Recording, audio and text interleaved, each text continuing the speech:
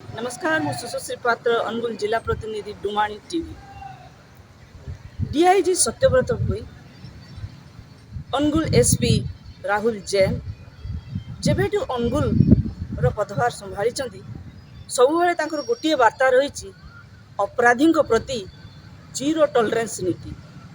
ଯାହାର ଏକ ଉଦାହରଣ ଆଜି ଦେଖିବାକୁ ମିଳିଛି ଗୋଟେ ବଡ଼ ଧରଣର ଏନକାଉଣ୍ଟର ମାଧ୍ୟମରେ, ଯାହାକୁ ଶୁଣି ଦେଖି ଅନୁଗୁଳବାସୀ ବାହବାହ କରିଛନ୍ତି ପୁଲିସଙ୍କ ପ୍ରତି।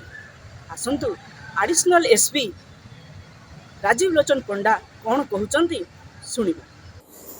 এটা একচুয়ালি গত কালি 2 তারিখ ଥିଲା, ଯେଉଁଟାକି ରାତିରେ ଆମର ଆଇଏସି ତାଲଚେର ଦିଗ୍ବିଜୟ ବିଶ୍ୱାଳ ଏବଂ ତାଙ୍କର ପୋଲିସ ଟିମ୍ ପେଟ୍ରୋଲିଂ କରୁଥିବା ସମୟରେ ସେ ଗୋଟେ ଖବର ପାଇଲେ ଯେ ଥାନା କେସ୍ ନମ୍ବର 62, ଯେଉଁଟାକି 23/1/2025ରେ ହେଇଥିଲା, ସେଥିର ୱାଣ୍ଟେଡ୍ ଥିବା ଅପରାଧୀ ଝାମୁ ଓରଫ ସୁଶାନ୍ତ କୁମାର ନାୟକ, ଯିଏକି ନିଶା ଥାନା ଅନ୍ତର୍ଗତ ରାମଡିଅ ଗାଁର, ଏବଂ ଆହୁରି ଅନେକ କେସ୍ରେ ସେ ଗୋଟେ ଦୁର୍ଦ୍ଦାନ୍ତ ଅପରାଧୀ। ପ୍ରାୟ ପାଖାପାଖି 20ଟା କେସ୍ରେ ଇନଭଲ୍ଭ ଅଛି ଏବଂ ଯାହା ନାଁରେ 8ଟା କୋର୍ଟରୁ ୱାରେଣ୍ଟ ଅଛି। ଯେମିତିକି ଆପଣ ଯାଜପୁର ଜିଲ୍ଲାରୁ ଅଛି, ଢେଙ୍କାନାଳ ଜିଲ୍ଲାରୁ ଅଛି, ଅନୁଗୁଳ ଜିଲ୍ଲାରୁ ଅଛି, ଦେବଗଡ଼ ଜିଲ୍ଲା, ଏମିତି ବିଭିନ୍ନ ଜିଲ୍ଲାରୁ ଏପର୍ଯ୍ୟନ୍ତ 8ଟା ୱାରେଣ୍ଟ ଥାନାରେ ଏବେ ଆମ ପାଖରେ ଆଭେଲେବୁଲ୍ ଅଛି ଏବଂ ପ୍ରାୟ ପାଖାପାଖି 20ଟା କେସ୍ରେ ସେ ଅଛି। ଏ ଯେଉଁ ଆପଣ 62 ନମ୍ବର କେସ୍ ଯେଉଁ କୁହାଗଲା 23/1/2025 ଚଢ଼ଉ ସମୟରେ ସେ ପୋଲିସ ଉପରକୁ ଫାୟାରିଂ ମଧ୍ୟ କରିଥିଲା। ତ ସେ ବିଶ୍ୱସ୍ତ ସୂତ୍ରରୁ ଆଇସି ତାଲଚେର ଖବର ପାଇଲେ ଯେ ସେ ଯେଉଁ ପିଏମ୍ଆଇଟି ପାଖରେ ଯେଉଁ ଅଛି ତାଲବାଡ଼ା ଯେଉଁ ଛୋଟ ବଣ ଯେଉଁ ଅଛି, ସେଠି ସେ ତାର ସହଯୋଗୀମାନଙ୍କ ସହିତ ଅଛି ଥିବା ସେ ଖବର ପାଇଲେ। ଯେହେତୁ ସେ ଗୋଟେ ଦୁର୍ଦ୍ଦାନ୍ତ ଅପରାଧୀ ଏବଂ ଆଗରୁ ମଧ୍ୟ ପୋଲିସ ଉପରେ ସେ ଗୁଳି ଚାଳନା କରିଛି, ତେଣୁ ସେ ଆମର ଯେଉଁ ଅଛନ୍ତି ସ୍ପେଶାଲ ସ୍କ୍ୱାଡ଼ର ଆମର ଯେଉଁ ଅଛନ୍ତି ପୁରା ଟିମ୍, ଅୟସ୍କାନ୍ତ ଜେନା ଇନଚାର୍ଜ ଏବଂ ତାଙ୍କର ଟିମ୍ ଅୟସ୍କାନ୍ତକୁ ଫୋନ୍ କଲା ପରେ ସେ ମଧ୍ୟ ଗୋଟେ ରେଡ୍ରେ ଥିଲେ, ପାଖରେ ଥିଲେ, ସେ ଆସିକି ତାଙ୍କ ସହିତ ଯୋଗ ଦେଲେ।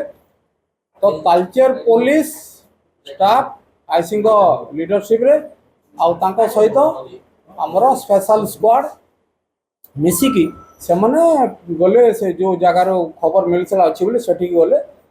ସେଠି ଗଲାବେଳକୁ ଦେଖିଲେ ଯେଉଁ ଲାଇଟ୍ରେ ଆମର ଯେଉଁ ତାଙ୍କ ଗାଡ଼ି ଯେଉଁ ପୋଲିସ ଗାଡ଼ିର ଲାଇଟ୍ରେ ଦେଖିଲେ 2 ଜଣ ଲୋକ 2ଟା ମୋଟରସାଇକେଲରେ ଥିଲେ।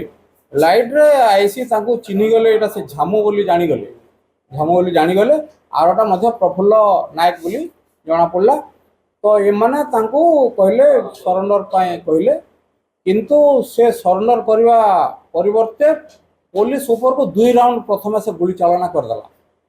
ସୌଭାଗ୍ୟବଶତଃ ଗୁଳି 2ଟା ୟାଙ୍କ କାହା ଦେହରେ ବାଜିଲାନି, ତେଣୁ ଇଏ ଗୋଟିଏ ରାଉଣ୍ଡ ବ୍ଲାଙ୍କ ଫାୟାର କରି ତାକୁ ସରେଣ୍ଡର ପାଇଁ କହିଲେ ଇଏ ଆମର ଯେଉଁ ସ୍ପେଶାଲ ସ୍କ୍ୱାଡ଼ ଇନଚାର୍ଜ।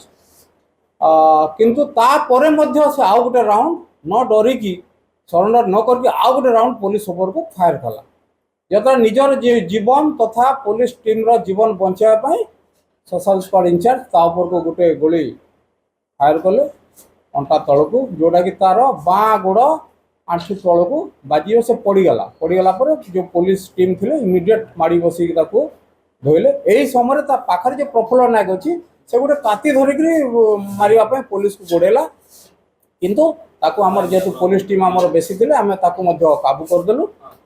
ତ ଏବେ ତା ଗୋଡ଼ରେ ଯେଉଁ ବାଁ ଗୋଡ଼ରେ ଯେଉଁ ଗୁଳିଟା ବାଜିଥିଲା, ତ ତାକୁ ଆମେ ପ୍ରଥମେ ତାଲଚେରକୁ ନେଲୁ। ଏଠୁ ତାକୁ ଆମର ଅନୁଗୁଳ ମୁଖ୍ୟ ଡାକ୍ତରଖାନାକୁ ତାକୁ ରେଫର କରାଇକି ସେ ଚିକିତ୍ସାଧୀନ ଅଛି।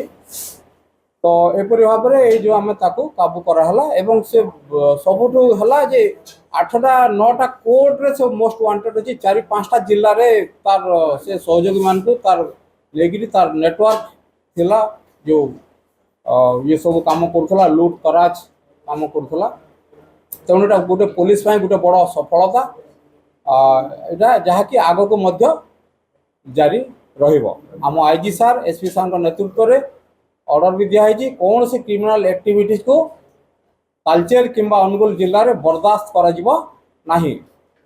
ତ ଆଜିଠାରୁ ଏବେଠୁ ଆମେ ସମସ୍ତ କ୍ରିମିନାଲଙ୍କ ଉପରେ ଆମେ ଗତିବିଧି ରଖୁଛୁ ଏବଂ ସମସ୍ତଙ୍କୁ ଧରି ଦୃଢ଼ କାର୍ଯ୍ୟାନୁଷ୍ଠାନ ଗ୍ରହଣ କରିବା ପାଇଁ ଆମେ ଅନୁଗୁଳ ପୋଲିସ ଦୃଢ଼ ପ୍ରତିଶ୍ରୁତି